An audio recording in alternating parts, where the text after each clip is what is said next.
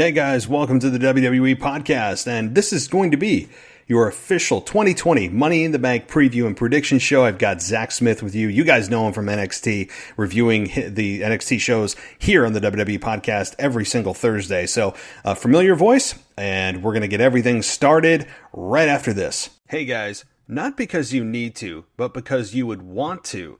Improve your weight room and bedroom performance with the all-new VasoFlux for Men. It's a natural dietary supplement. This unique blend of barks, roots, herbs, and vitamins is nature's way of keeping you in the game, and for under $10, you can order yours today.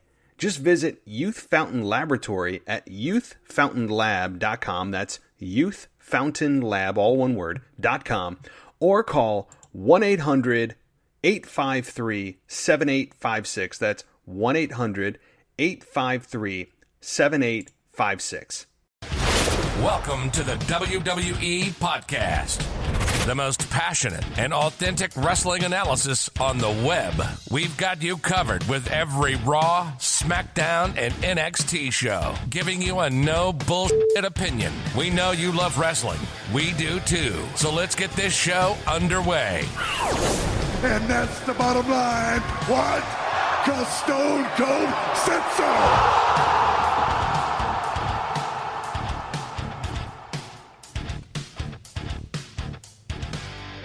Hey guys, welcome to the WWE Podcast, and we've got a good show, really good show for you guys as we get ready for Money in the Bank tomorrow night on the WWE Network, or, well, whenever you're listening to it. Maybe it's today, maybe it's already happened, but however you're listening, whenever you're listening, thank you for listening, as we are very glad you're joining us here to cover the Money in the Bank pay-per-view, because this is a pay-per-view that I think, and my co-hosts think, could be a very underrated pay-per-view with a lot of the matches happening.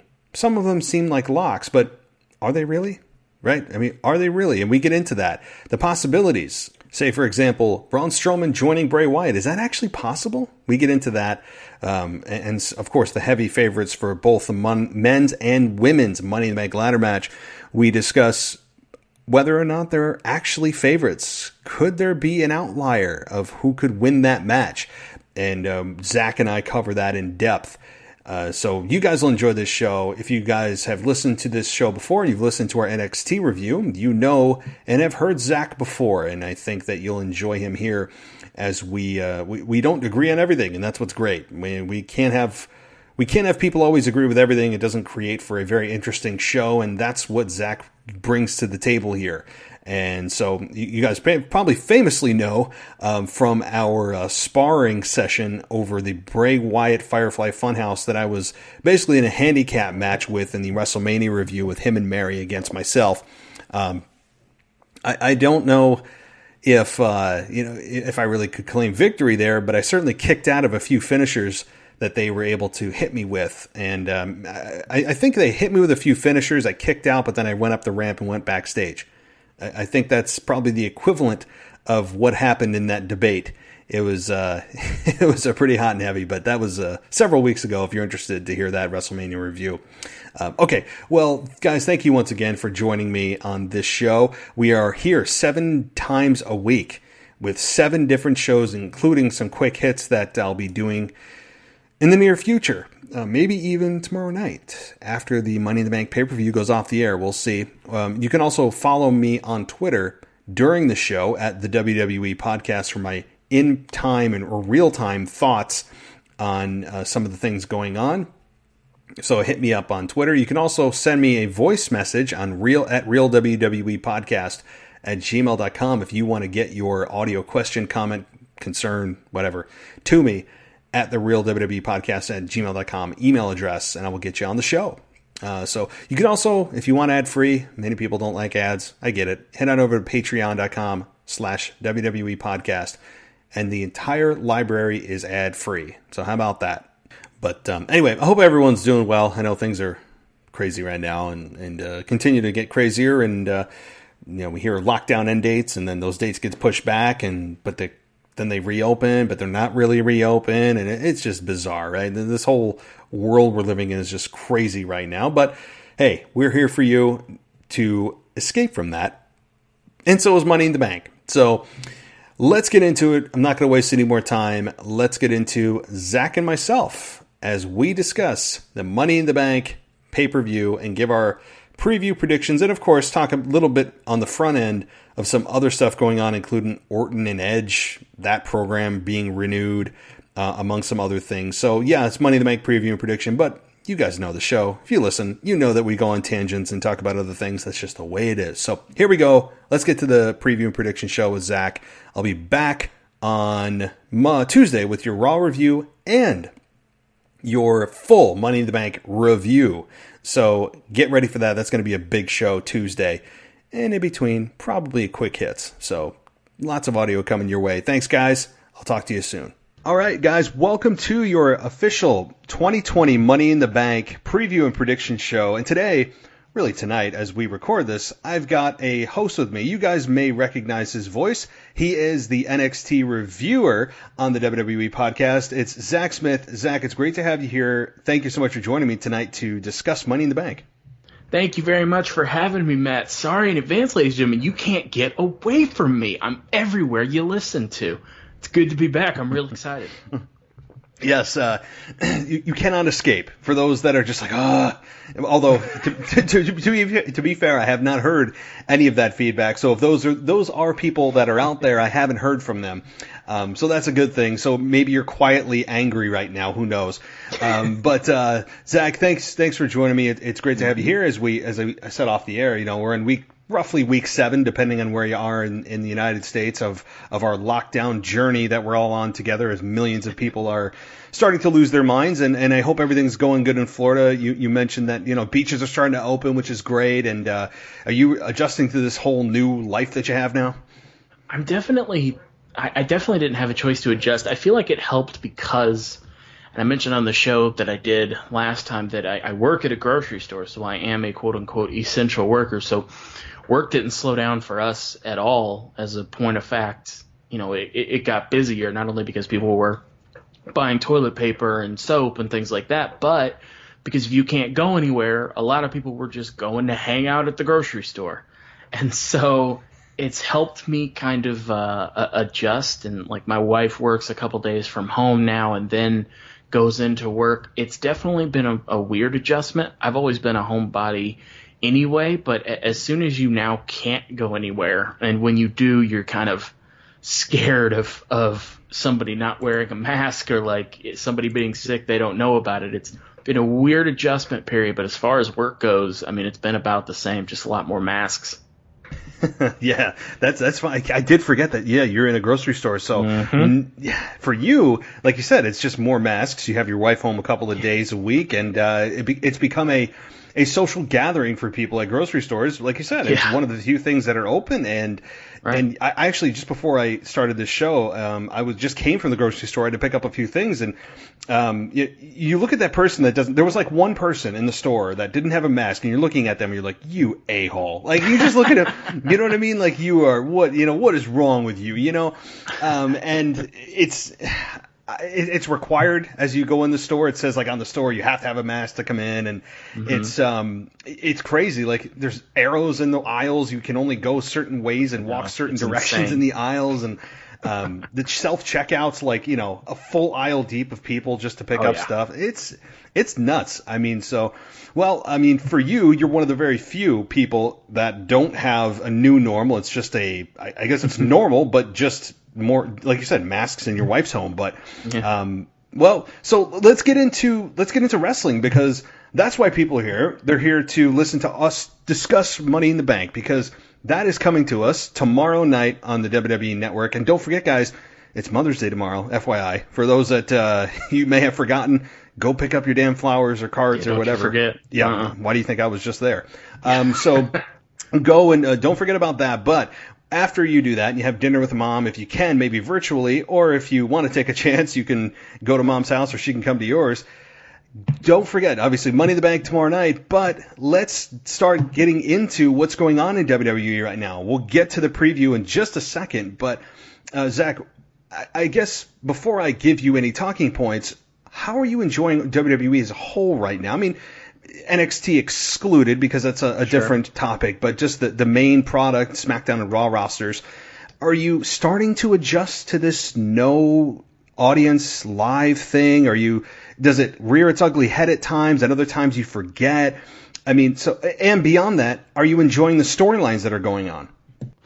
It's interesting because, I've done the NXT show for about 6 weeks now, give or take. And when you asked me originally if I would step in, I was ecstatic because NXT is legitimately my favorite wrestling show right now, NXT and AEW. And so those, I feel like, haven't been as affected. When I watch Raw and SmackDown, I don't know if it's because I'm used to Raw and SmackDown being bigger or what it is, but it's still so weird to watch wrestling without any kind of crowd. I mean, at least AEW had some wrestlers and staff in the audience, so you hear something. It's very weird to see like Drew McIntyre come out the day after WrestleMania as the new WWE champion, and it's crickets. You're trained as a wrestling fan that if there's no reaction, it's either not working or it's not a big deal, and that's been everything on the show.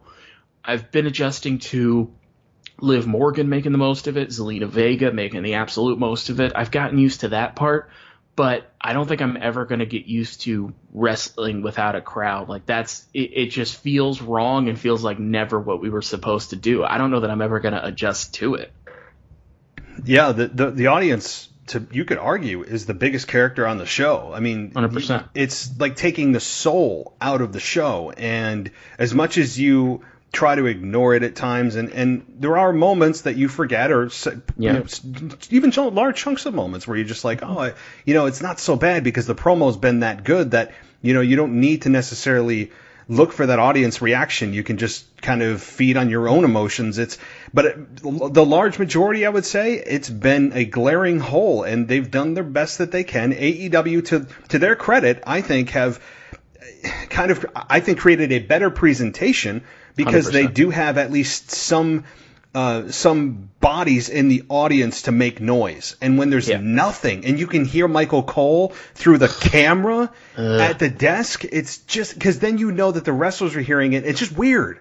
It's super weird. It's so weird. I've heard calls made. I mean, it's just it's tough. But I mean, I'm not blaming anybody.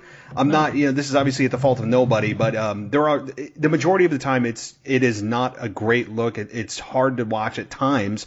But I think they're doing the best that they can. And like you said, we are used to that instant reaction. Like you said, Drew McIntyre, man, he is being robbed. Edge, what a year to come back and get totally robbed, blind. Welcome back, buddy. Oh, it's rough. And then they're apparently continuing that, and that'll be my next question to you. But that the whole Tamina thing, or not Tamina thing, but the whole non-reaction thing. I was going to say Tamina's probably not noticing any difference. I mean, like, she's coming out and she's like, "Well, this is about right." I mean, like, music to her ears. Yeah, she's like, "I don't know what you're talking about, guys. Everything sounds normal to me."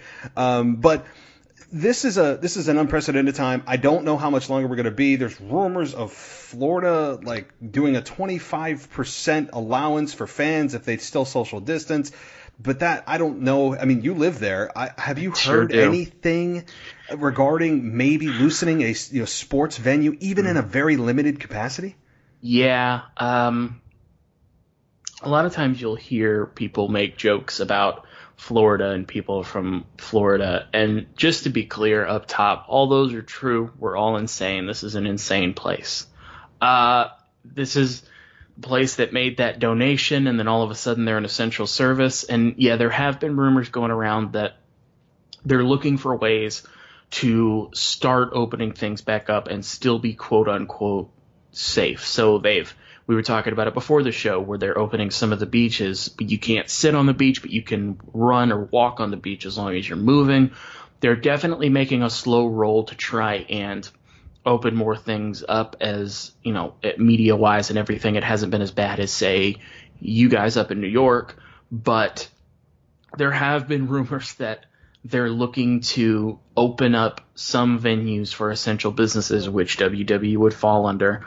And my understanding is basically for the shows you can have I believe it would still have to be in Florida, but you could have it at 25% capacity for whatever building, because then you have enough room to space everybody out. So kind of the same thing AEW is doing, where there's wrestlers, but they're spaced out, but they would let some fans in. And it definitely seems like the people with money and interest in this happening, Vince McMahon included, are going to push to make that happen in some capacity.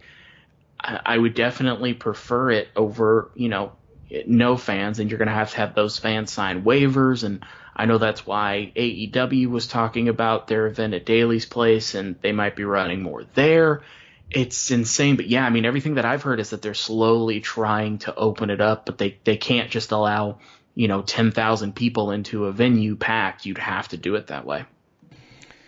Well, that's okay. Good. I mean, I don't think you guys are insane. Like, I almost moved there. I love that place, Florida. I mean, you guys, me too. I love Florida. I love Florida. Yeah. I really. It's too hot. I'm like, I'd rather deal with hot than having to scrape off my car 9 out of 10 days. You're jealous of me every time we start a call. You start angry at me. It's just because I have spent a lot of vacations there, and I get it. And I said, I mean, I live in New York. We get about 2 months of summer, and then it's back to the leaves changing, and then you're back in the winter. So I appreciate all the warm days we get up here. And like I said, it snowed today, and it's freaking May 9th.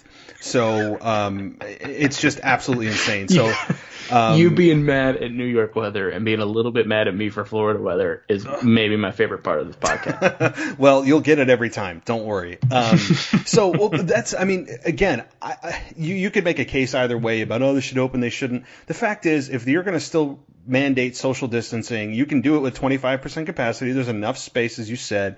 The only thing is, which is maybe something that WWE is thinking or not thinking about, but they should be, if they can do this, and if they decide to go this road, the fact that you're running a live television program with a quarter of the fans that are normally there, it's a good thing because you have noise.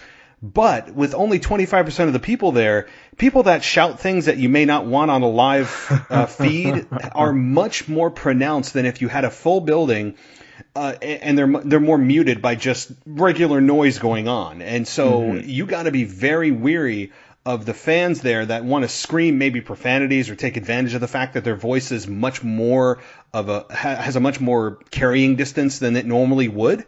So that's the other thing you got to think about from WWE's perspective. So hopefully, I mean, I don't know, in the next month or two, we get something. I would hope by SummerSlam there's at least a partial capacity of some sort. Yeah, SummerSlam, they're definitely going to try and work it out.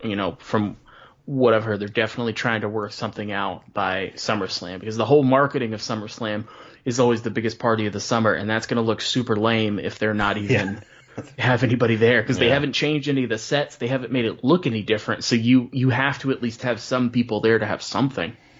Exactly. That'd be really funny if they call it the biggest party of the summer. I mean, what a play on words, and that would be brutal to call it that. They're trying everything they can. It's the WrestleMania too big for one night. This is the most unique Money in the Bank ladder match. They always got to have something to try to make what the situation is like they're owning it. And so one other thing, and then maybe you can jump in it with anything else that's not Money in the Bank related, but the Orton Edge program, from the promos we saw on Raw and SmackDown, does not appear to be over. We have a promo, very, very brief, maybe like 30 seconds, but basically saying that Edge is going to hunt down Randy Orton on Raw. Didn't get any more than that. So this program clearly is continuing. Are you surprised by that? Are you looking forward to it? I don't know what more they can do, but I mean, just give me your thoughts on it. It's weird because on one hand, Randy Orton and Edge was a great a great build-up, and obviously Edge coming back as a babyface, and Randy Orton was the perfect heel with all the history they had together and everything that Randy can do in a feud if he actually cares. And then the match happened. You, myself, and Mary talked about it. It was simply too long of a match. It was the thing Triple H usually does at WrestleMania, which is, I'm going to give myself 20, 25, 30, and it didn't need to be.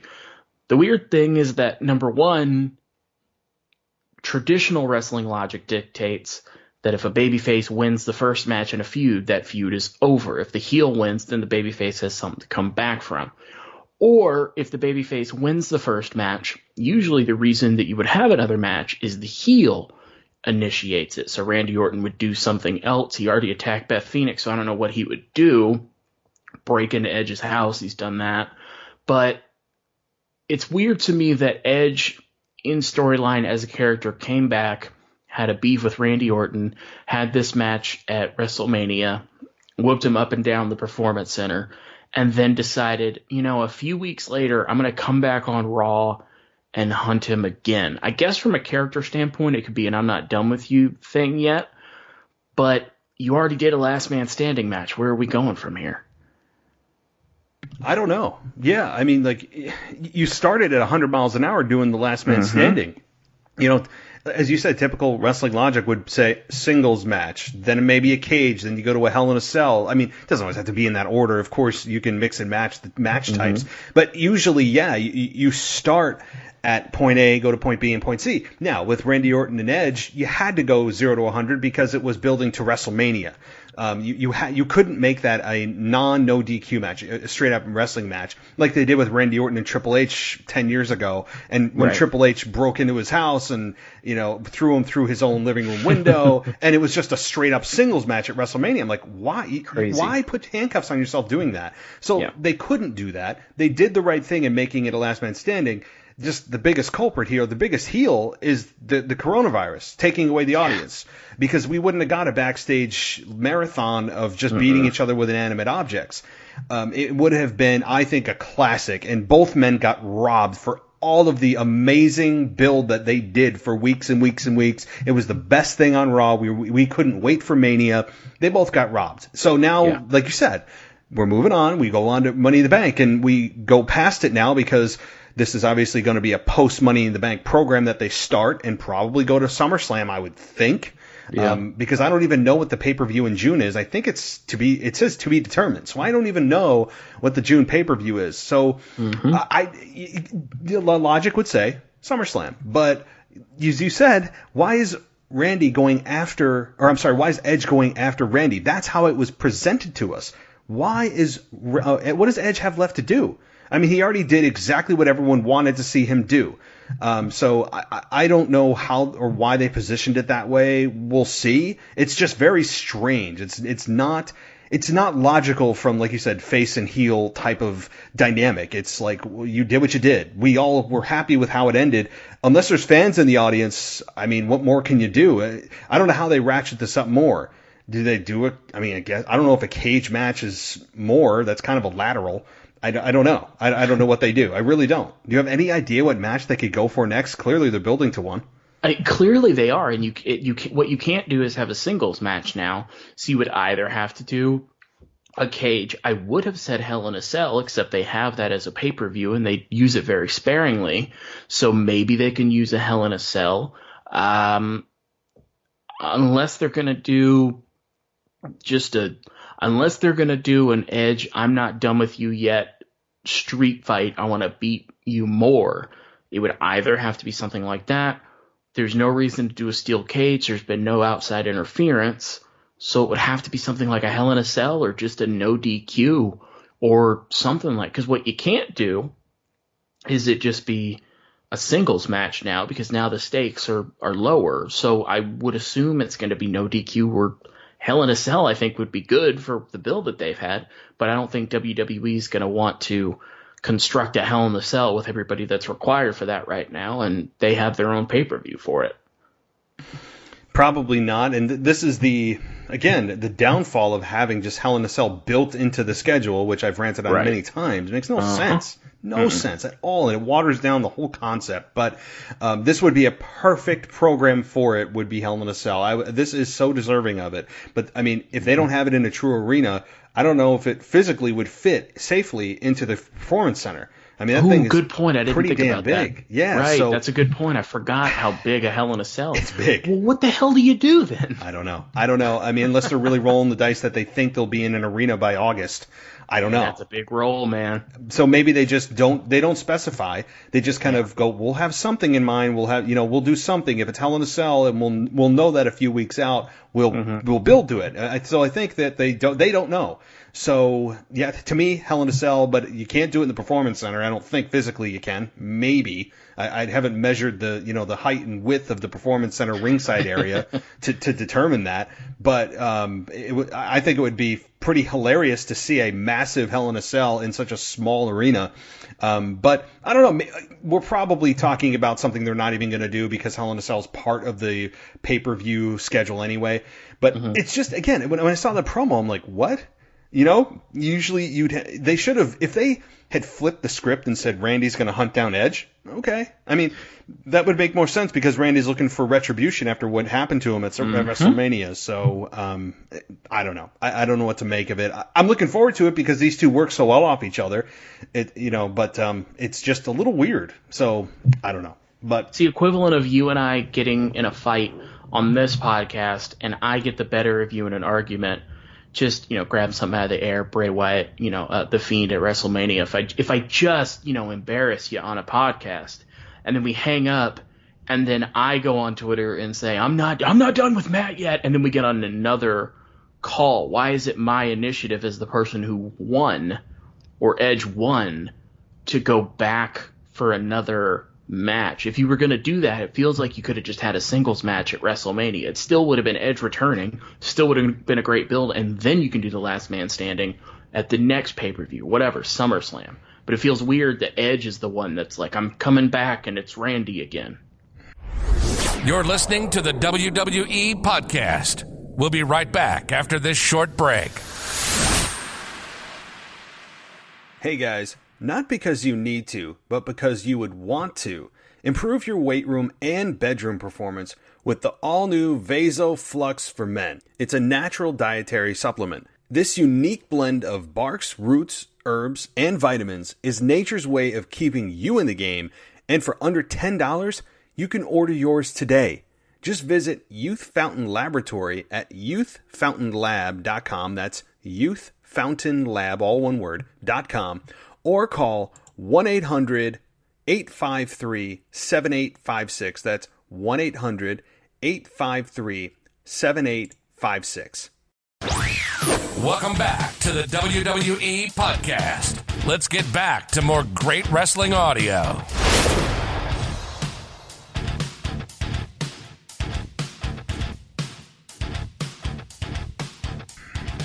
Yeah, I don't know. Maybe they didn't even mean it like that. They're just trying to hype something, and maybe it is Randy that comes out. Maybe we're reading too much into the line that he's going to hunt down Randy. Maybe they don't follow that script, and it is Randy coming out and going, Edge, what happened to WrestleMania? I'm not going to forget it. I mean, something like that. You could. It does sound like a Vince line. Yeah. He's gonna hunt down Randy Orton. It sounds like a Vince line. Exactly. Yeah. So I don't know. I mean, I'm not going to downplay it. I'm looking forward to it, I guess. Yeah. I just don't, for God's sakes, don't need them in a backstage brawl ever again.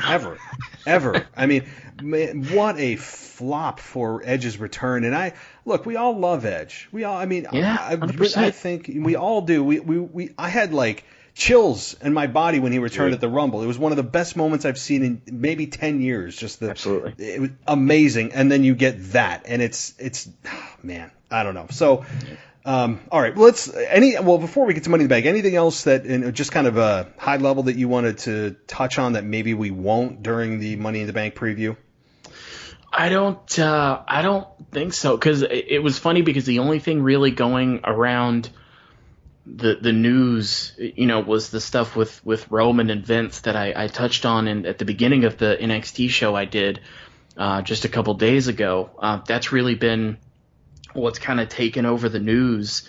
And then as far as Money in the Bank itself goes, it's interesting to me that we just had our last couple people, AJ and Otis, qualify for the match, and I think WWE is going to have to adjust the way that they usually do things, because a lot of times you'll have things like this happen where, let's say Otis gets added to the Money in the Bank on the Friday before the pay-per-view.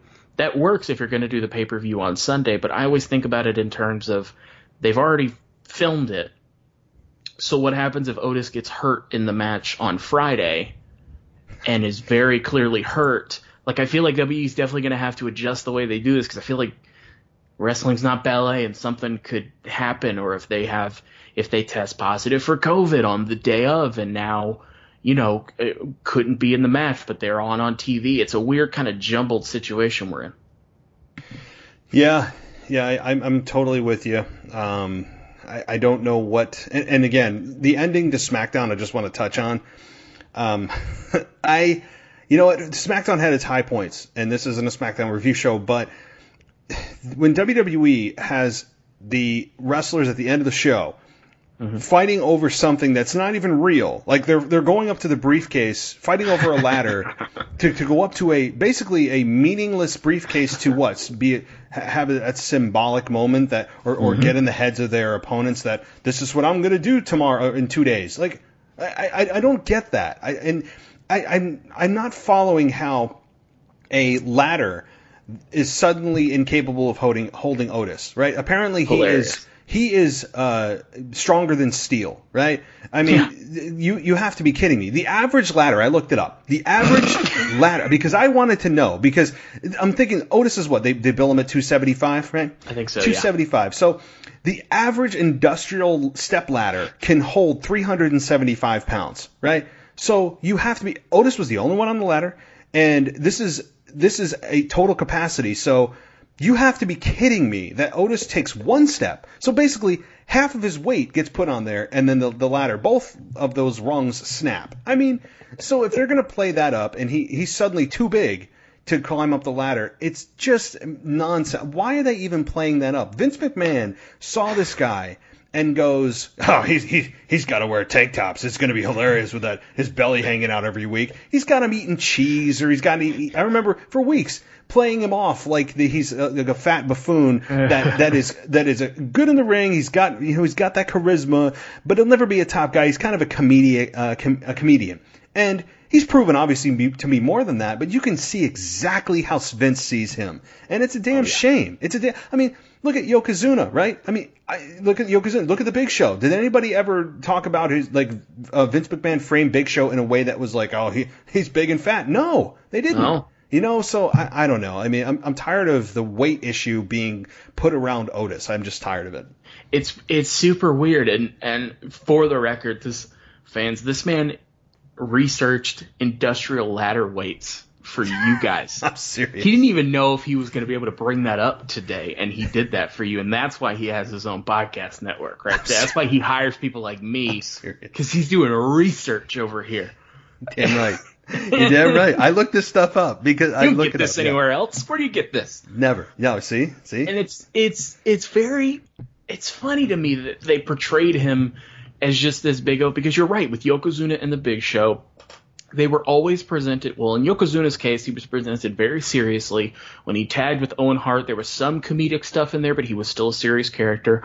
For most of Big Show's run, he's been a serious character. We joke about him flip-flopping from heel to face, but he's generally presented as an attraction that they overused. And the interesting thing there is Yokozuna and Big Show are two guys that did have huge weight problems. And it's interesting to me that they get these big guys, and then like in Yokozuna or Big Show's case, at some point they decide, oh, these fat guys are too fat. So they take them to weight loss centers and things like that. But what they never ever did was mention it on television or try and make it a story. And what they never did, even with the Big Show, to the best of my recollection, is show him putting one foot on a ladder and breaking it. Because I'll tell you why they did it, Matt. And this is why I'm here. I'm sorry, Mary. Conspiracy Zach. There's two reasons. One is because there's two times they do this: WrestleMania and Money in the Bank. At WrestleMania, everybody has to find a reason to point at the sign no matter what. It's just in case you forgot, it's WrestleMania. I could understand how it's easy to forget a 26-foot sign in the air. They have to point at it. At Money in the Bank, what they do is they hang the briefcase up top with nothing in it, and 100%, at least one, if not in some cases, all 6 participants or 5 participants or 7 participants are going to get on ladders in the middle of the ring and cut promos on each other so that you get that visual of somebody on top of the ladder at Money in the Bank. I will bet you money that it's because Vince thinks that it makes fans think that somebody could win, because now you can picture them getting the briefcase because they actually lifted it. Matt, the other reason they did it is because Otis is going to have a special ladder like Stardust did at the WrestleMania Money in the Bank. Remember when he pulled out the bedazzled ladder? Yep. If you don't think Otis is going to have a stakes and weights ladder under that ring, you've never watched wrestling. Yeah. No, you're right. You are. I was thinking that same thing. I'm glad you mentioned that, because I think that's exactly where they're going to go. Otherwise, why tell that story? I mean, there's no reason, because if he climbs a normal ladder now, then there was no point. If he just breaks the ladder and he can't get up it, there's still no point. If he has his own special ladder, that's different. Yep. And that's exactly what it's going to be. Some kind of reinforced, I don't know, stakes and weights, like you said, ladder, and Corey Graves is going to lose his mind, or maybe Mandy Rose helps him out. I don't know. Because if the ladder matches are happening simultaneously, then Mandy Rose, you would think, and Otis have to have some kind of interaction. Right. And so, yeah, you're probably right. And don't forget, also, the other fact, every single ladder match that happens ever in professional wrestling, at least in the WWE world, that as great as these athletes are, they can do 450 splashes, they can do 18 suicide dives. Here's what they're going to forget how to do, and that's put one foot in front of the other.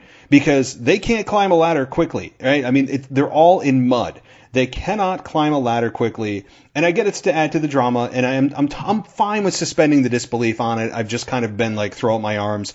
It's not, to me, as bad or egregious as a cage match that you can win by running away from your opponent and running out the door. That's how you win. Like, to me, that is a bigger offense of disbelief and really an insult to professional wrestling than is the ladder match. Because fine, they're tired, they just can't climb. But then the next move they do is, a moonsault off the ladder, right? So whatever. But so let's get into it though, because we're already talking about the ladder matches here. So. Yep.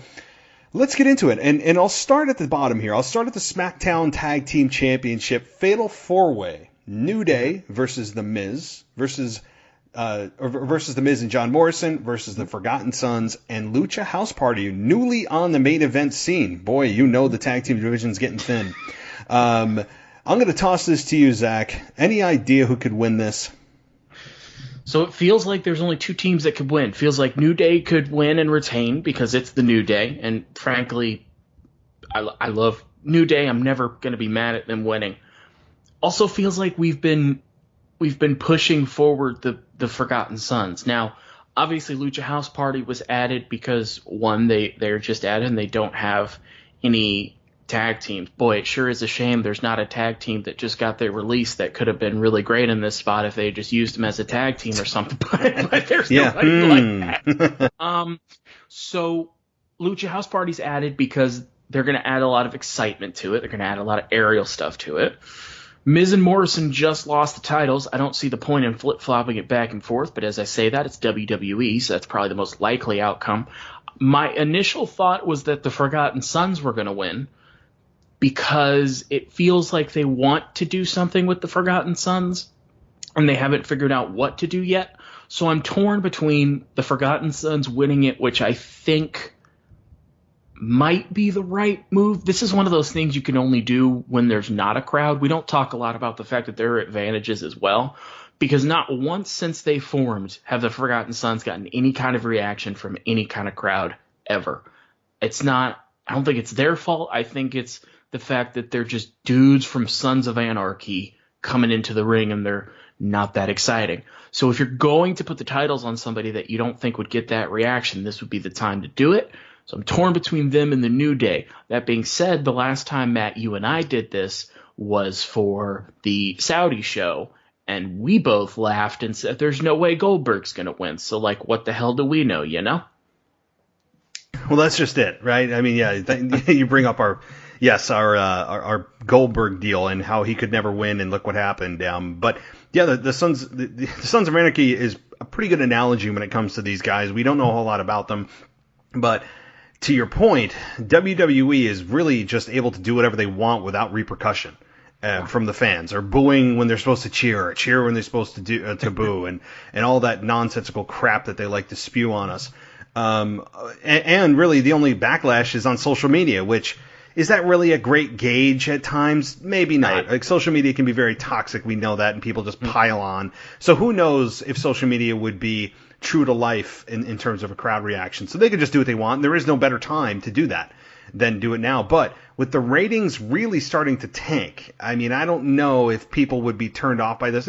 This isn't really a needle mover either way, but this may just kind of be another straw in the terrible drink that some people may view. Some, I don't, but some people may view that is the WWE product right now. Mm-hmm. So I guess to give my pick, this is not easy.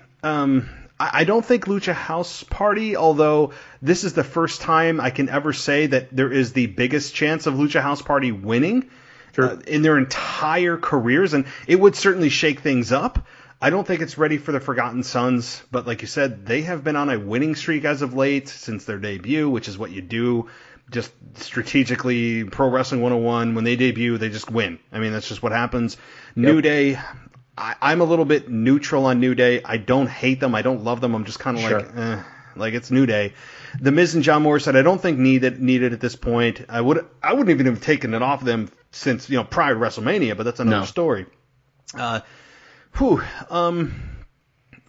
mean, I think I'm gonna go crazy here. I'm gonna go really crazy. I'm gonna say Lucha House Party wins, and because for the same reason that the Forgotten Sons could win. This is basically a house money. Take your best chance, and let's see if something sticks with no repercussions, no consequences other than social media of people getting angry that the Lucha House Party won.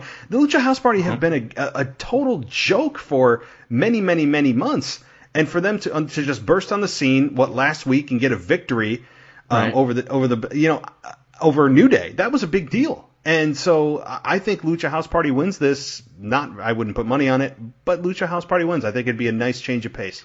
I think it would be a good change of pace. I think it would be – they're definitely the least likely team to win of the four, and so I think it would be the most surprising thing that they would do. And really the only reason that the Forgotten Sons are my pick is because I bet you Vince really likes Jackson Riker, and I'm trying to think like him a little bit in that pick. So we've successfully picked the two least likely teams, which means one of us is absolutely going to be right.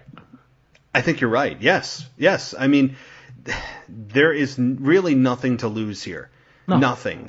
Nobody. I mean, I'm sorry. I don't think most people care about the New Day being tag team champions at this point. New Day, they've been so over for so long that them holding the belts doesn't mean a whole lot anymore, other than them just having Big E have to change the number during his intro of they're 8-time, 9-time, whatever tag team champions.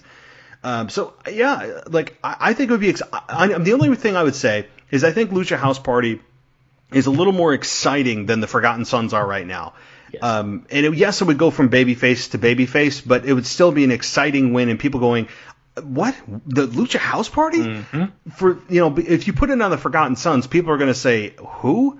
rather than, "Oh my God, they got the belts." And so I think Lucha House Party, people have just kind of poo-pooed and said that they're just nothing more than a joke of a tag team and basically a glorified Mexicools group. And so Lucha House Party, to me, I'm on board for it. But the key is, after that, I would like a little bit of a promo, right?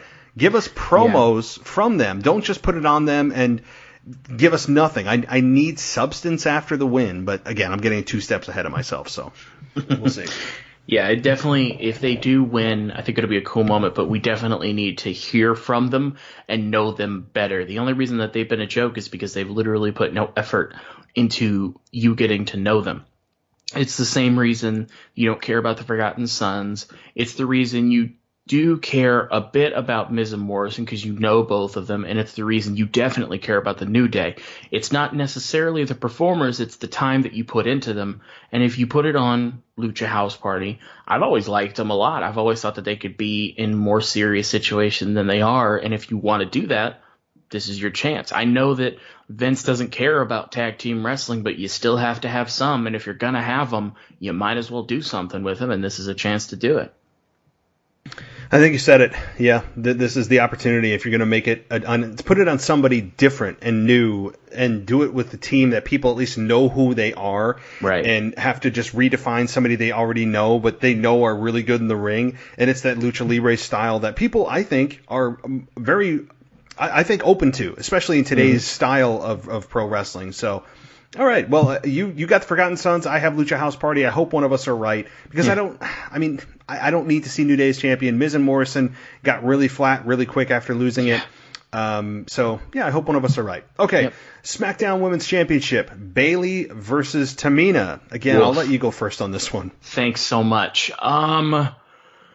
Excuse me. I mean, Bayley.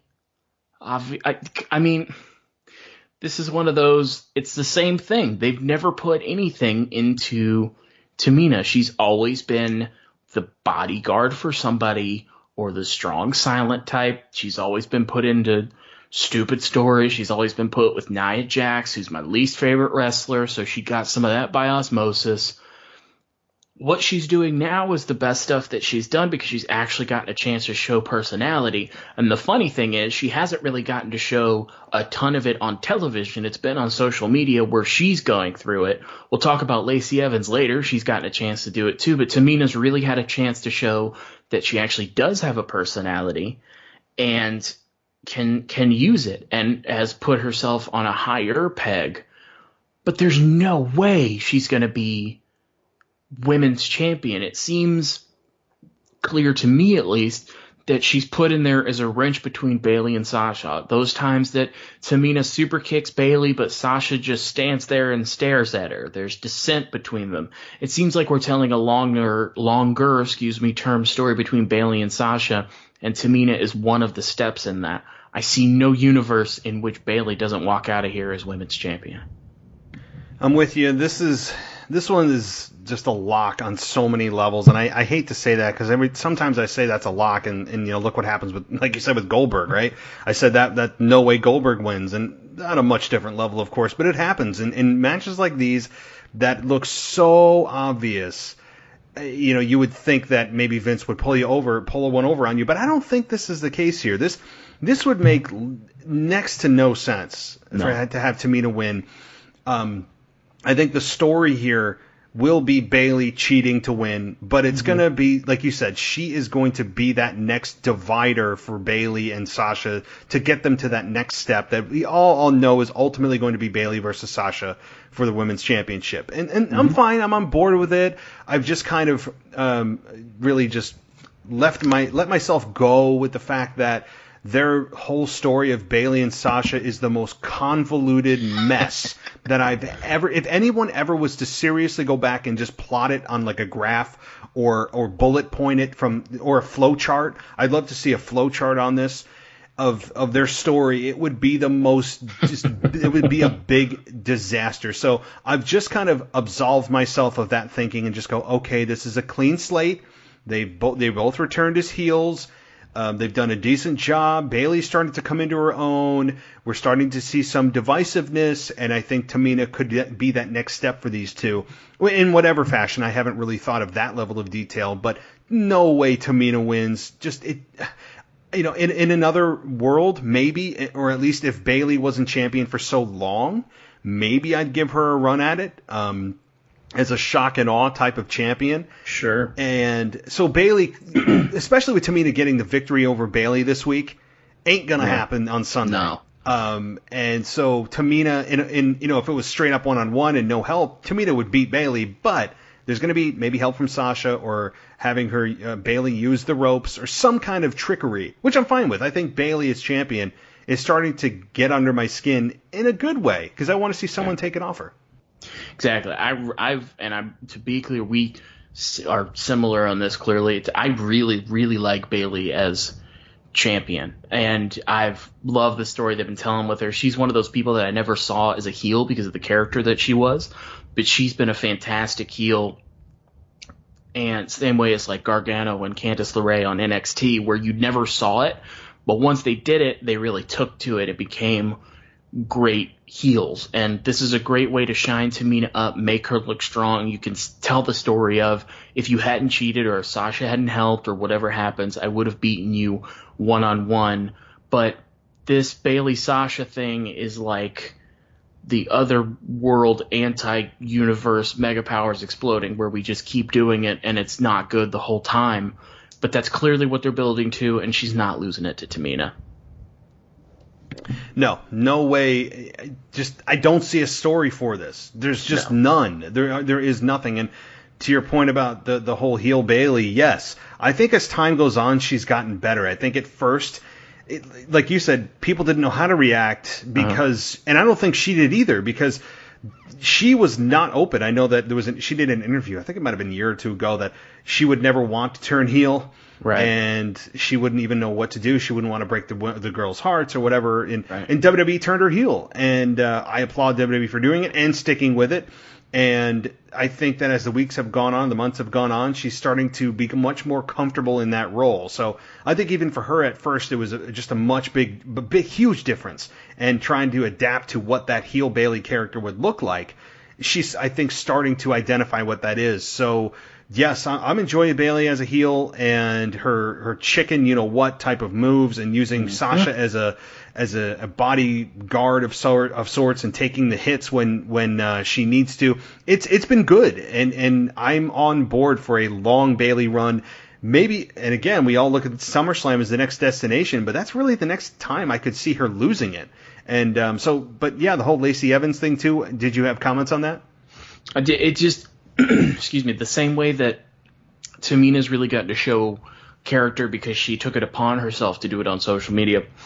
So Lacey Evans has done that. I saw Lacey Evans years ago at a live event that my wife was nice enough to take me to, and she still had just a generic Marine woman kind of gimmick. She didn't have her Lacey Evans gimmick yet, and on TV it's been so at best for Lacey Evans, but on social media she's doing prep for Money in the Bank, and she got the blueprints for the corporate offices, and she had weaknesses written down for the other competitors.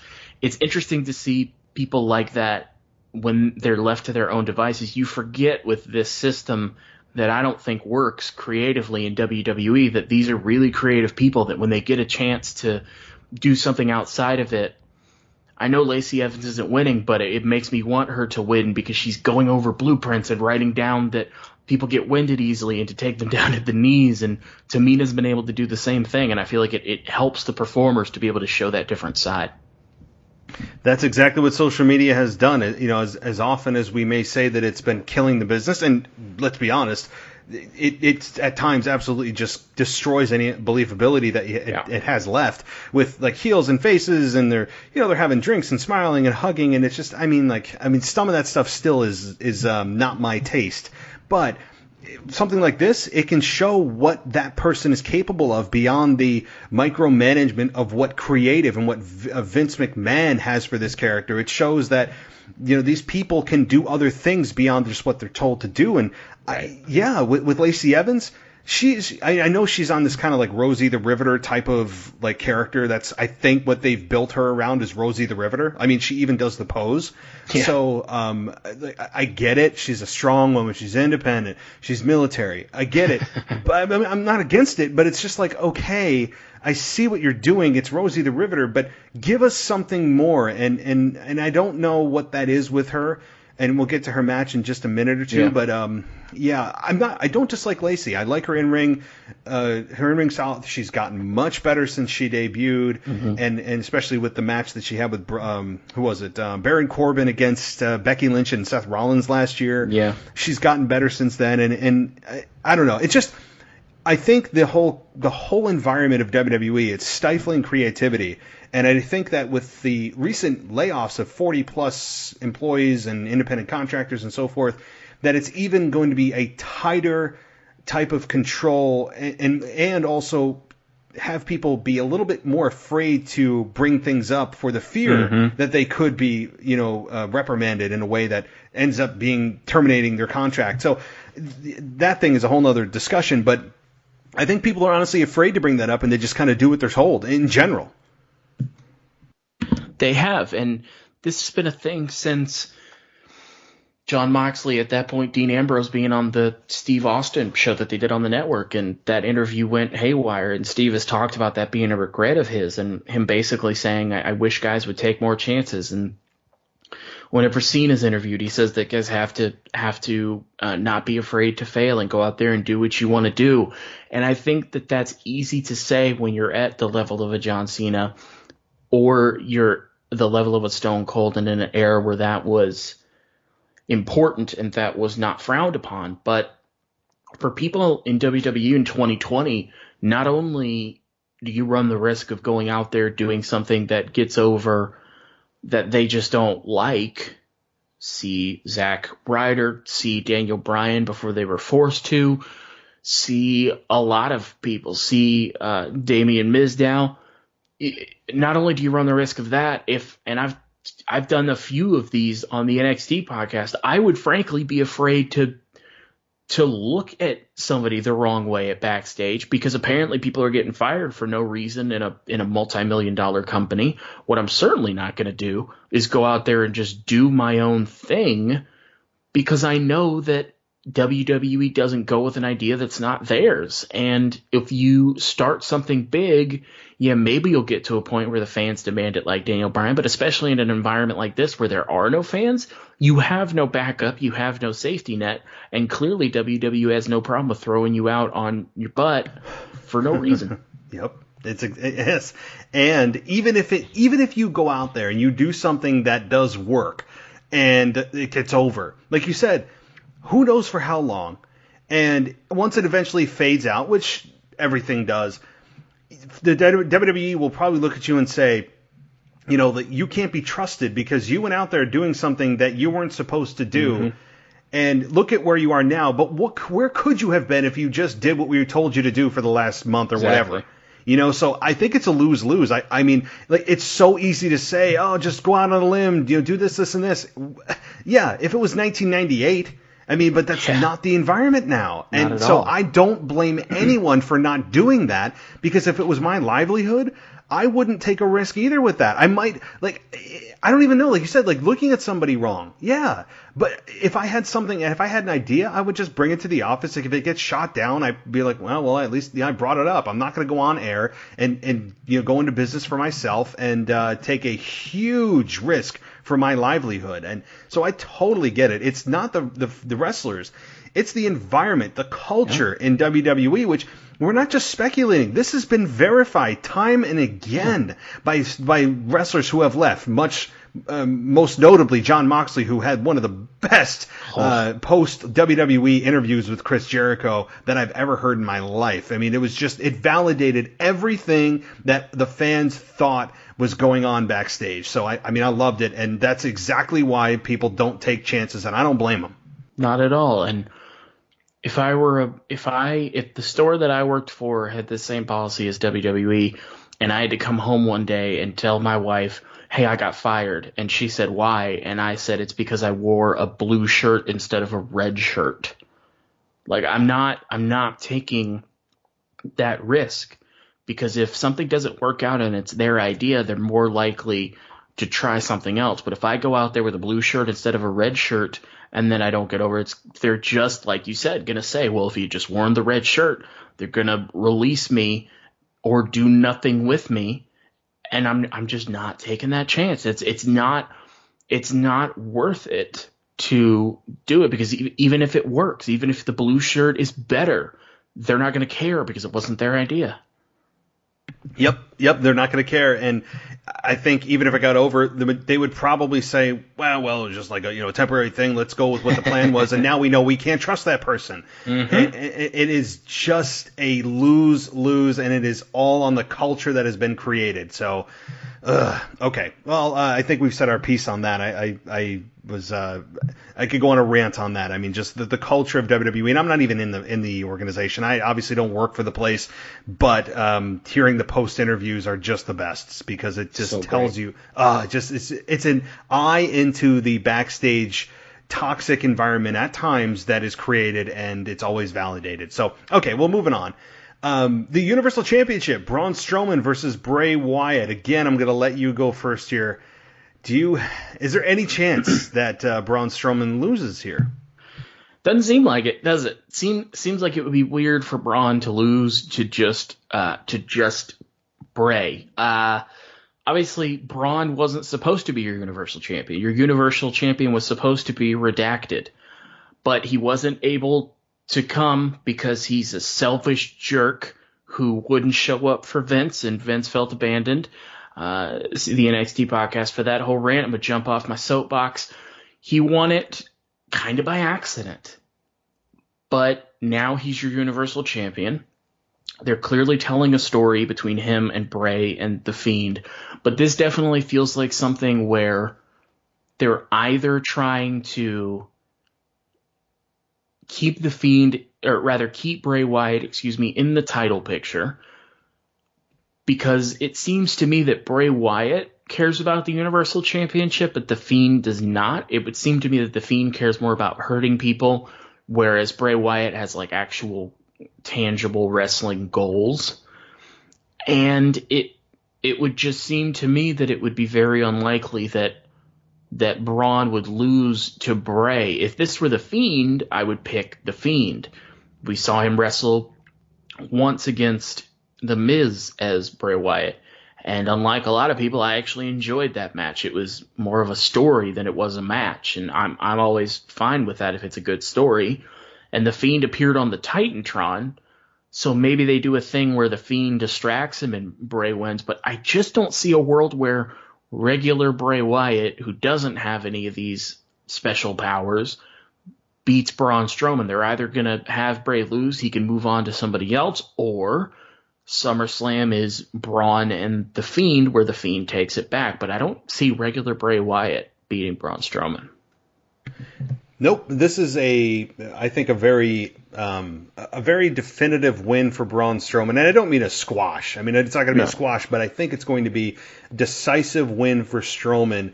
And this is how it should start, because you don't want to start at the top of what people want to see, potentially, in The Fiend versus Strowman. This is clearly Bray Wyatt versus Strowman. And this is like Clark Kent versus Strowman, not Superman versus Strowman yet. And I think that's exactly what WWE is doing, because the next step, logically, is The Fiend. And after Strowman wins, I could see the lights going out and The Fiend appearing and attacking Strowman, or just teasing that he's going to attack him and then disappearing. Some kind of hocus pocus with that. It's taped. You could do it. Yep, exactly. So to me, this is, I don't expect a 5-star match by any means. This is probably going to run maybe 10, 12 minutes. I don't expect this to be a very long match. No. It doesn't need to be. I actually enjoy less Bray Wyatt, because I like Bray Wyatt's character so much that I want to see him less. And people that don't get what I'm saying, maybe you haven't been a wrestling fan for that long. I mean, because the more I see something, the less special it becomes. And so I would like to see less of Bray Wyatt in this match. I think the less amount of time that Bray Wyatt's matches are, the better they have been. So to me, this is a fairly quick match with Braun Strowman, who wins, and then that's where the transformation of The Fiend comes in to go to part 2. That's my thinking. As you said, it could be a SummerSlam. We're always building towards SummerSlam now. Yeah. I mean, that's just, to me, the next massive destination. And yeah, there are going to be a pay-per-view or two in between there. But if you're going to start building the story of The Fiend and Strowman, which maybe they're doing, I don't even know who they could do after that. Roman Reigns isn't coming back anytime soon. They've pretended he doesn't exist anymore. Mm-hmm. So, yeah, probably The Fiend versus Strowman is next, maybe in a couple of months. But Strowman wins here. I don't think there's any question about that. Strowman definitely wins, and I almost wish they wouldn't do Fiend Strowman, just because I don't know that The Fiend needs the championship. You had a problem when he had the championship that you couldn't see anybody beating him. I mean, you and I got on this podcast, and we explored the possibility that Goldberg could win just because it's Vince, but that certainly wasn't the right person to beat him. Eventually, you have somebody built up that can beat him, whether you circle back around with Daniel Bryan or you use somebody else. But I don't think The Fiend should lose, but I almost wish they would avoid the match, just because I feel like when you put it on The Fiend, it limits him a little bit more. His whole thing has been about revenge, and I feel like you can do that without the title and tell more stories with Strowman. But I think you're absolutely right. I think Strowman retains. And the other thing I was thinking about as I was watching SmackDown, I said, what if Strowman did actually join Bray Wyatt again? I mean, because, and I don't mean in the same way of him kind of being in the background of Bray Wyatt as the black sheep and not saying things and going back to the way he was. I'm talking about an evolved Braun Strowman here. And there were moments in that exchange between Wyatt and Strowman where Strowman was almost considering it, or almost that Wyatt was touching on sensitive parts of his past. And it seemed as if he, for a couple of moments, maybe intentionally or not through his acting, that he was considering joining Bray Wyatt. And I don't think it would happen right away. It could be a build to when he faces The Fiend, that eventually he succumbs to the mind games. I don't know. But I wouldn't put it out of the realm of possibility that he joins The Fiend and The Fiend captures the belt.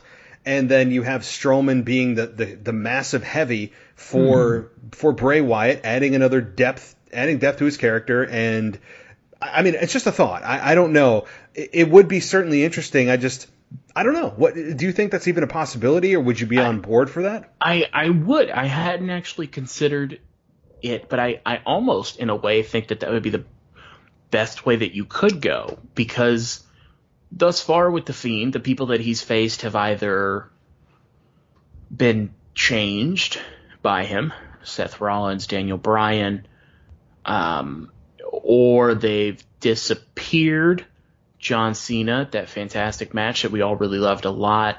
But it would be interesting, or something to that effect. It would be interesting if he were able to turn somebody, because they were together for quite a while, and that cult leader is still in there. They haven't strayed away from the fact that it's the same character. And although I've never had the chance to be in a cult as of yet, I don't know if, if we start one, great. But if I were in a cult and I were following this cult leader without question for however long, I would imagine that if I break out on my own, become a success, become the top guy, and then that person aims back at me, I imagine that there's a possibility you could be turned back under that same cult leader who's now different and is more powerful. So yeah, I actually do buy it, and I think that would be the best version of the story that you could tell, because then if he does take the title, now you have something interesting to do with Strowman, who they haven't really known what to do with. Yeah, I like it. I think that would work.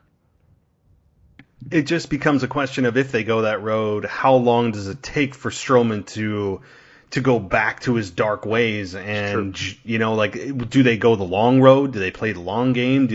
Or do they just hot shot it? And God knows, what if they do it Sunday night? I mean, you don't know. Braun Strowman's singles title runs have gone about as long as this podcast. I mean, so it's been, and honestly, I don't connect with the Braun Strowman that is champion right now. Like, I don't dislike the character. It's just, there's not a lot to him. He's just this big burly guy. He can do crazy things for his size. He's an okay promo. He can, lift big things like big men do. And he talks in a big scary monster voice. Like, I don't know anything beyond that. And he was in the Wyatt family. So I have no emotional connection whatsoever to Braun Strowman. None. So him leaving and joining Bray Wyatt again, to me, would be infinitely more interesting as to how Bray Wyatt was able to convince him, why Braun Strowman did what he did, and to see Bray Wyatt start a group again. It would just, to me, be a much more interesting way to go. I know some people are like, oh, well, he just beat Goldberg. Why would you have him at WrestleMania win and then give the belt to Braun Strowman? But to me, what are you going to do with Braun Strowman? What's the long-term game with Strowman? There's nothing there. I don't think fans, honestly, were going, I can't wait. I'm so happy that Braun Strowman's champion. I've been waiting for this forever. I think the majority of fans are not saying that. I liked him as Intercontinental Champion. I was looking forward to him and Sami Zayn battling it out. I loved that program. And it just stopped dead in its tracks, and now he's Universal Champion. So, I don't know. I would vote it, if it was up to me, he would turn Sunday. I mean, I would have him do that. Everyone's going, what? What's going on? It would create a huge buzz. People would be going nuts. I would love it. I mean, that's how I would do it. I think that would be good. And if this same thing were happening, but it were 2 years ago, everybody would care, because then Braun Strowman was hot, Braun Strowman was new, they were doing interesting things with him. But he is the opposite of Drew McIntyre. Drew McIntyre's had this story built up for him, and he's proven himself. Braun Strowman was used sparingly. They didn't know what to do with him, and then they needed an emergency guy to take over for Redacted, and he won the title. So we don't care because there was no story behind it. But if you add a story to it and you give him more to do, yeah, we might be able to do something with this. I'm with you. I would have him turn Sunday, start telling that story, and if he does eventually break off from The Fiend, then you can kind of restart what we had with Braun Strowman a few years ago and work from there. I like it. Exactly. And they didn't hit it when it was hot. I mean, there was a time when we would have, Braun Strowman, why isn't he champion? How is he not? There was a time. But like you said, he has cooled off significantly since then. He got cut and pasted into the championship match at WrestleMania with no explanation, no story, nothing, of which to me is just inexplicable. It's a cardinal sin to not explain why a main event of WrestleMania is suddenly somebody else. Yeah. And I know that you don't want to go into, Roman decided that his family was more important than risking coronavirus. I get it. You don't want to say that, but maybe give us anything. Nothing. They give us nothing, which means, okay, what did he do to earn this? I mean, other than, okay, he's been a guy that's been around a while. We wish he was Universal Champion, a couple of years ago, but you didn't give us anything. He lost the Intercontinental Championship, was in a great program with Sami Zayn, and gets cut and pasted into the Universal Championship match with no reasoning. And that is, to me, just, it's an insult to fans' intelligence to just believe that somebody it's put in the main event of WrestleMania. But all right, I'm going on a rant. But okay, let's move on, and that is the next championship match here, the WWE Championship, Drew McIntyre versus Seth Rollins. Again, I'll let you go first on this one. Thank you kindly. This is an interesting match from a few perspectives. It's Seth Rollins versus his big brother. That's fun. Oh, yeah. It's like if Seth Rollins grew up to be big and strong. It's fun. And you have Drew, who I think has just been great as WWE champion. And this is another one where I wish there had been a crowd, because I wish I could hear the reactions for him every week, because I bet you they would be great. And Drew's been really, really good. I like Seth Rollins' new gimmick. I don't love it. Don't feel like it's fleshed out yet, but it's definitely interesting, and he's better as a heel. Kind of seems like more of a heel as a person from what we've seen. I think it's going to be a really good match, but I think the absolute right choice is for Drew to retain. I don't think you go right back to Seth Rollins. So I think Drew retains, and we keep building Drew McIntyre as the guy. And this one seems to be almost a lock as well. Right. Pretty damn close to a lock. I mean, as close as it can get. There's no way you would think that WWE would take the belt off of Drew after the journey he went on and winning at Mania, toppling Brock Lesnar. Mm-hmm. There's no way that they would have Seth Rollins beat Drew clean, even or in some kind of wonky finish of cheating to win. Right. Even with Murphy there, or even if AOP come back. Whatever the case may be, I love the Seth Rollins character. I'm not a fan of how they got him into a championship match, given he lost at WrestleMania. This is where wins and losses suddenly don't matter again. Yeah.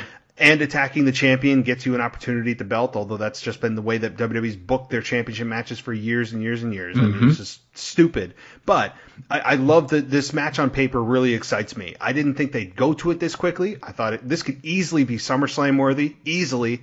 And they went right to it right after WrestleMania. And I'm fine with it, because I know that it's going to be a great match in the ring. The two professionals doing what they do. And I think that Seth has started to rebuild himself after the WrestleMania loss. He has sort of morphed into this quiet anger type of he is a messiah, but he's starting, his body language has changed. His promo style has adjusted to kind of a slow, methodical, I'm starting to truly believe that I'm a messiah. Let me take that burden from you. Let me carry that cross, so to speak. He's really touching on some religious type of symbolism, and I love what he's doing with his character right now. Could it be better? Yes. Do I miss him having backup other than Murphy? Yes. I don't know why they all disbanded. It just happened. Yeah. And other than the injury to AOP, I just don't know. But Drew, to his credit, has done. I love him as champion too. He just feels like a champion. He doesn't feel like somebody trying to play a champion. Like last year when Seth Rollins won against Brock Lesnar, it didn't feel authentic. It felt very forced. I never got on board. And this isn't playing, Monday morning quarterback. This is, I said it in real time, that Seth just doesn't feel like a true babyface champion that I can get behind. It just didn't ever feel right. And Drew just feels right. But to Drew's credit, he can also play an amazing heel. I would like to have Drew at some point in his career have a massive heel run. He can do both. And right now he's on a very, very good babyface run as champion. He looks and feels the part. He feels authentic. There's nothing phony about him, which is, I think, what the crowd sensed with Seth, what the crowd sensed with Roman, and John Cena, and felt phony at times. So with Drew, everything right now is clicking. He is just right now a machine. He is a beast. I love what he's doing, and to me, this could be easily the match of the night if given enough time. Drew wins here with a Claymore. I think that's how it goes. I'm concerned about Seth's character though, because it's almost like Seth really needs the win, but Drew can't afford to lose at all. So maybe this ends in some kind of DQ finish. I mean, to protect both guys, because I don't want to see Seth go on a downward spiral. There's a lot of good to build there. So, yeah, as somebody who just had to watch Charlotte Flair, Io Shirai end in a DQ, pretty please don't do a DQ. yeah, that's true. Dude, it had to take a minute before I recorded, so I didn't forgot swear. about that. Yeah, I didn't. I agree with you. It feels like he needs a win, because usually when you're building a heel like this, they're building up wins, and this is a snake bit kind of match. AOP's not around because one of them got hurt. Murphy, I want to say, was hurt for a second, but he's back. Seth Rollins is in this match because Kevin Owens got hurt in theirs. It's been a weird build to a Money in the Bank championship match, and so they just kind of scrambled a reason together for the champion to challenge the challenger, which always seems stupid, but here we are. But yeah, I mean, I agree with you. But Drew, I think, just wins with a Claymore, and then you can still tell a story of Seth, who thus far has been very sure of himself and very destiny-oriented, and then to deal with the fact that he wasn't the chosen one for the championship, and to see how he reacts to that. I bet you it's not well, but I'm interested to see, and I think Drew just goes over with the Claymore and we continue his story. Yeah, it could be maybe overthinking it, and it's just a Claymore and a victory, and we move on. Or it could be that Seth gets Claymored, loses, and then after the match, Drew gets beat down by a returning AOP. I don't know how close they are to returning, and Murphy, and then Seth Rollins. All of them beat down Drew, maybe to like a bloody pulp, so to speak. And that's where you want to see Drew get his revenge again, and that's where that leads to the next step of their program. I don't know, honestly, how long this program could go.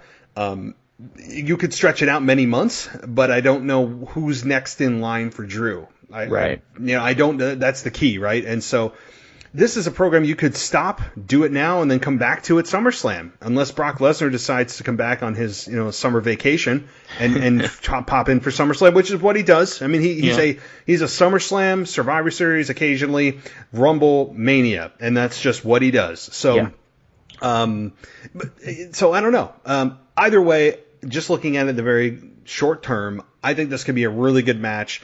Easily could be the match of the night, and I think ultimately Drew comes back on top. I just see no scenario to have Seth Rollins win this.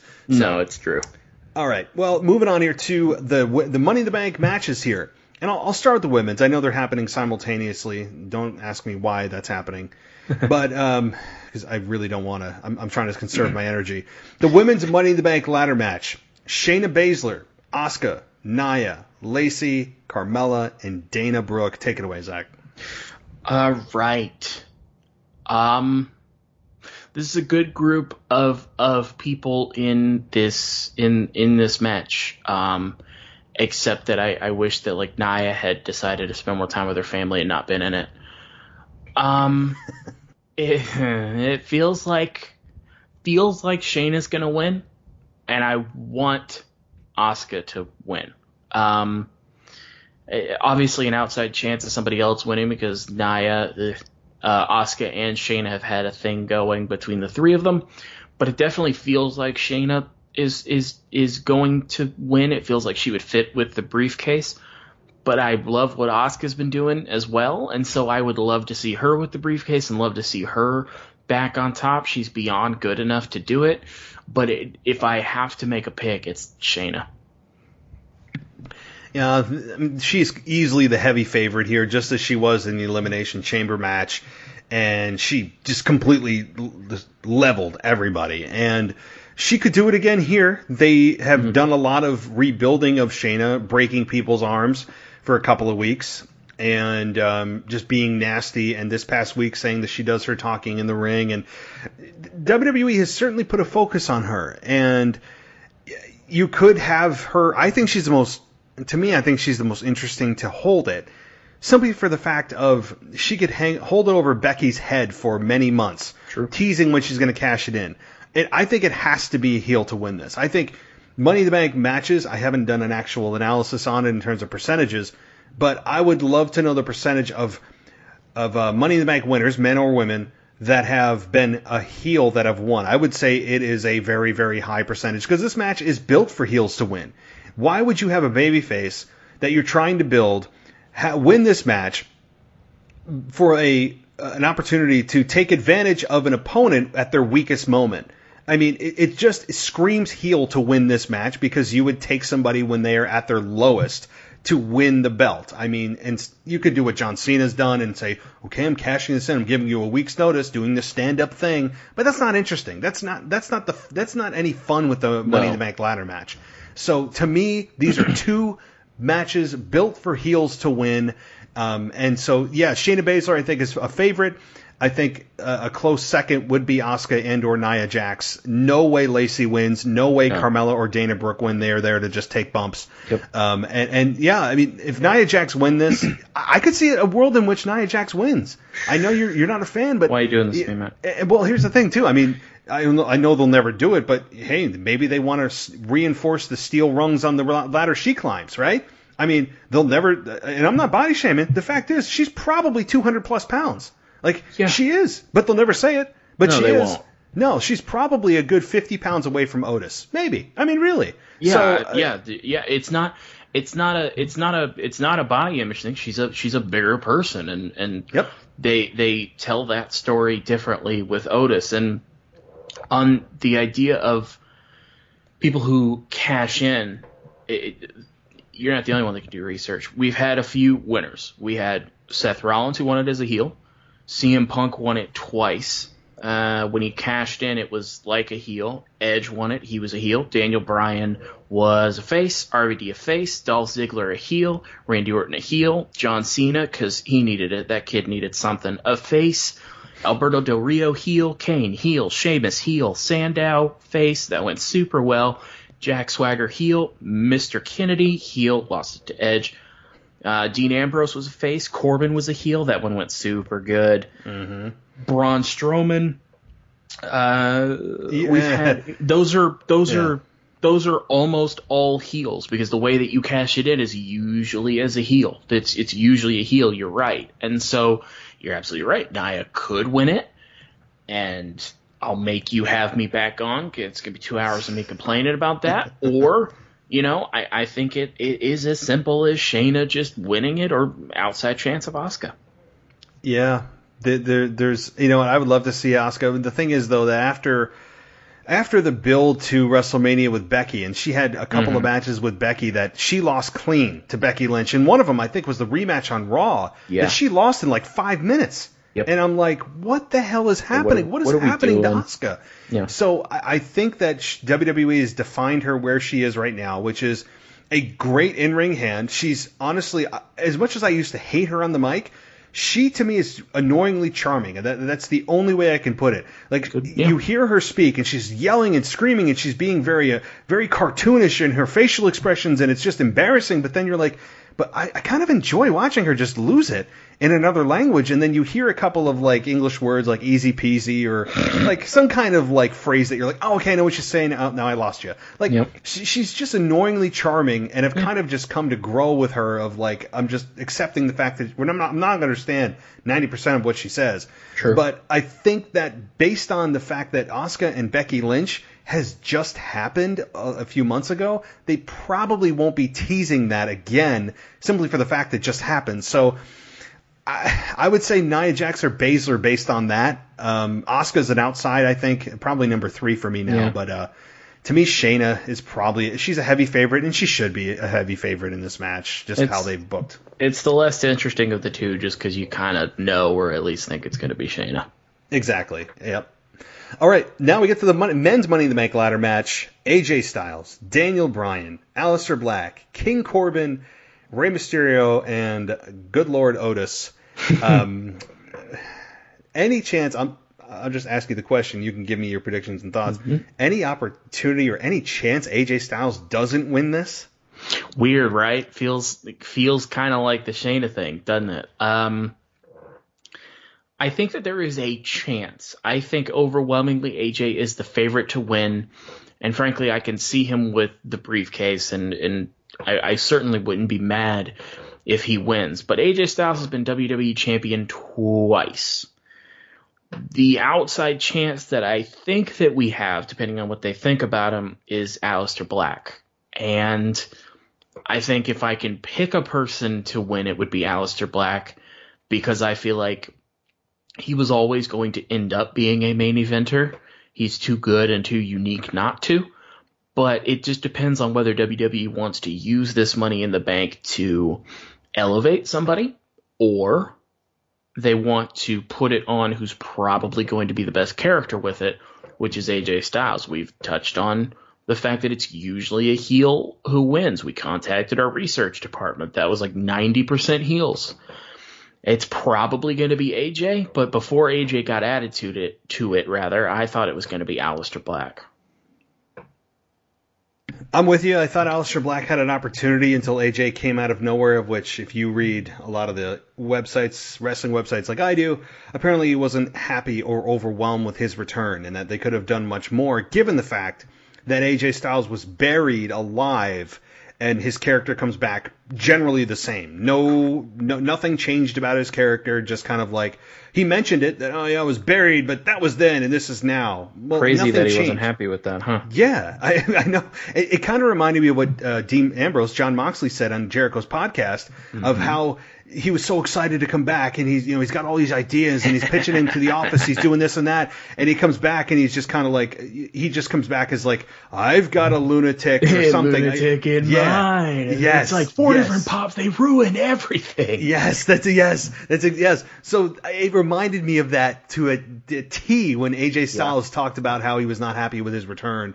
As far as what they could have done, and no character change whatsoever, just kind of like slot him right back in, just what they did with John Morrison, slot him right back to where he was 8 years ago. I mean, so I'm totally with AJ Styles on that one. I mean, I think AJ Styles is due for some kind of character change. Yeah. I'm not saying turn him babyface, just do something different with his, I don't know, I think something kind of needs to change with AJ, but he's amazing in the ring, we all know that. I think he's easily the heavy favorite. He's the Shayna Baszler of the men's match. I think he's the right person to win. I know people, you and many others, and honestly, up until AJ Styles' return, I said, yeah, probably going to be Aleister Black. But, I mean, Aleister Black right now is booked as a babyface, which means you don't really necessarily wanting him to win. I'm okay with the long game on this guy. Yeah. Honestly, I think Aleister Black should be a heel. I have no idea how like this guy is a babyface, and I don't mean that I don't like his character. I just go, what redeeming qualities does this guy have? Yeah. He doesn't really talk. He's just sitting in a room and cutting promos. Well, he did, and he comes to the ring. He has great matches. His black mask knocks out teeth on a weekly basis. Mm-hmm. I get it, but I don't know. AJ Styles, I think, is the favorite. Daniel Bryan, very unlikely. It's crazy that we're not even really discussing Daniel Bryan as a possibility. Yeah. But it's almost as if the WWE's kind of found their comfortable slot with Daniel, and that the fans have kind of come to a realization that they'll never get what they got with him back at, in, what was it, WrestleMania 30, that they'll never get that moment again with him, and that they're just kind of accustomed to him popping in and out of title pictures, but never really being that guy anymore that the company leans on. And it's kind of crazy that we're thinking that way, but I think he'll be good in this match. He'll probably have a few moments where you go, oh my God, could he actually win? Yeah. And that's fine. But ultimately, I think AJ Styles is going to win, and I think he's the right person to win because he could hang it over Drew McIntyre's head for many, many weeks. And AJ Styles versus Drew McIntyre is certainly a match I'd want to see. So to me, AJ Styles, I don't care that this is predictable. No. AJ is the right person to win. I'm also great with the long game with Aleister Black because he could be an amazing main eventer down the line, especially with Drew McIntyre versus Aleister Black. Yeah, that could be a main event anywhere if done right. So there's a lot of good in this match. AJ needs to win, though. I think you talked me into it as you were talking, because looking at the list again, the faces that have won it, at least some of them, RVD, Sandow, Cena, the common thread amongst them is that when they cash in, they either cash in RVD at the One Night Stand pay-per-view, Damian Sandow on John Cena on Raw for later that night, and John Cena also called it ahead of time. Number one, it's more boring when you call it ahead of time as opposed to seeing somebody run out with the briefcase. Number two, if Aleister Black were to win and he's a face, chances are they're just going to have him challenge Drew ahead of time. And then you're not going to beat Drew yet, but you don't want to see Aleister lose his first championship match. That's what happened to Braun Stroman. So I think I agree with you. It definitely needs to go on a heel, and I think it has to be AJ. I think you're right. And this could be a hell of an interesting match. And the thing is, I never really asked you that because we didn't even really discuss the fact that this is going to be held in WWE headquarters, which means they get to run their funky little cinematic presentation of what they think wrestling is. And I don't want to get on that road with you because we all know where we stand. But with that being said, we got a quick preview on Monday. I think it was Monday of how things are going to look. They went through like the offices and showed us the different places, which was cool. I appreciated that of like the conference rooms and like a room full of like computers and the hallways. And eventually they got to the roof and they have a ring set up on the roof. Which is smart. It makes sense. They're not going to hang it from a flagpole. So it made sense, and I'm glad they did that to kind of give us the lay of the land of what these men and women are going to be competing in. So are you looking forward to this most unique Money in the Bank ladder match in WWE history of doing it in WWE headquarters, or would you rather have just had it kind of a traditional in the ring ladder match that we've seen in the past? I mean, we've never seen it done in this way. So no, man, I'm all in with this, the way that they're doing it. It's the Money in the Bank match is always super exciting and I always look forward to it. But the times that we are in have presented them a unique opportunity to do things different and to start at the bottom floor of the corporate headquarters and work your way up through the building gives you so many chances. That way you can run two matches at the same time because corporate is humongous and you can have the women in one area, the men in one area, they cross through. There's opportunity for comedy. Vince better be in his office when they go in there and they trash it. That better happen. And work your way through and just destroying the place until you get to the top where you can shoot it more cinematically. But to your point, and to a lot of fans' points who didn't enjoy, Fiend Cena at WrestleMania because it was too much on that side, I don't think you have to worry about it here because I think, and I mean this in the best way possible, it's going to be the best version of Edge and Randy Orton where they make use of the space and they can use a lot of time because you're seeing a lot of different creative people put in a situation where they basically have unlimited creativity. So I'm all in with the way they're doing it. And I will say, I am more open to this than I probably would have normally been if it was like a week after Mania. Yeah. I'm open to see how they do it. I'm sure there will be cameras where there shouldn't be, and I don't need sound effects. Just leave everyone as is, and just shoot it the way it's supposed to be shot. And yeah, there'll be some interaction with the men and women. I'm sure they'll cross paths, and that'll be fun. Yep. But I, as long as this is presented seriously and not in some kind of like hokey, let's see how many special effects we can put in the match, Right. I'm fine with it. And seeing them battle throughout the building will be fun to see the different rooms, because none of us, well, I shouldn't say none, the majority of us have not been in WWE headquarters. So we're going to actually get a kind of a tour of sorts with this match, and that's kind of cool. I will say, I do not envy whoever has to be in charge of sanitizing the place after this match happens. Oh, boy. The task at hand there, I mean, just the sheer volume of things that the guys and girls are going to have to touch, I don't even know how they're going to actually do it. I mean, they must have a team of like 50 to 100 people that are going to sanitize every inch of that place after these guys tear it up. So, but yeah, fine. I'm looking forward to it. If they sprinkle it throughout the show, I mean, even better. It kind of builds to the main event. If they do it in part 1, part 2, part 3, part 4, whatever, that's fine. I'll be more open to it as long as it's presented seriously, and that's what I'm looking for. So, Zach, anything else that we didn't touch on, whether it's in Money in the Bank or any other topic we didn't discuss you wanted to touch? Man, I don't think so. I think we covered it pretty well. I'm really excited for this pay-per-view, and I think I'm so excited because the Money in the Bank is going to run throughout the show. It's going to kind of break up the fact that this is happening in an empty arena that's going to look the same as Raw and SmackDown, just with green because it's Money in the Bank. And I think that they're not going to make it comedy, and they're not going to put a bunch of effects in it, because I think it's going to be Edge Orton, but more interesting, and it's going to warrant the match length. And I think it's going to be one of the most it has the chance to be one of the most unique pay-per-views WWE's ever done, and that's saying something. And it also gives you a good chance to elevate a lot of people. You can shine Tamina up, and then you have another contender in the women's division. You can make a new tag team in the Lucha House Party, and you can reestablish Miz and Morrison, really get the Sons of Anarchy kind of over as vicious. You can do a lot of great character work with Bray Wyatt and Braun Stroman. Bray Wyatt always brings the excellent character work for what we lack sometimes in just move 5-star match quality. It's always a great story, and he's my favorite character in wrestling. You have the opportunity to continue making Drew McIntyre as the guy who's uniquely suited to be the guy, and also tell a good story with Seth Rollins afterward, because he's now not the chosen one. It wasn't Destiny. The women's Money in the Bank, even if you just have Shayna win, you now have another opportunity for Shayna to kind of be that heel and eventually win that women's championship. If you go with AJ Styles, you're going to have an interesting cash-in soon after that, probably. And I'm never going to be upset seeing AJ Styles as the WWE champion. Or if you go with Aleister Black, you have a chance to make a guy there. So I think it's going to be very unique, and I think we have a unique opportunity to make a lot of people, which isn't always the case here. So we're going to have to see how it actually shakes up. Often we set ourselves up with high expectations and they're not met. But I think this Money in the Bank match is going to be really, really good.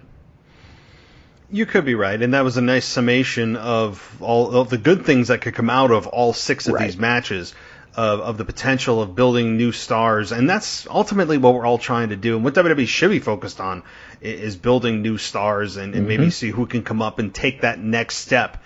I guess, pun intended, not intentionally. But this could be, like you said, it could be a very noteworthy pay-per-view that is otherwise looked at as, I wouldn't say B pay-per-view, but it's kind of like, all right, well, it's Money in the Bank. It's not the Big Four. Yeah, exactly. It's not the Big Four.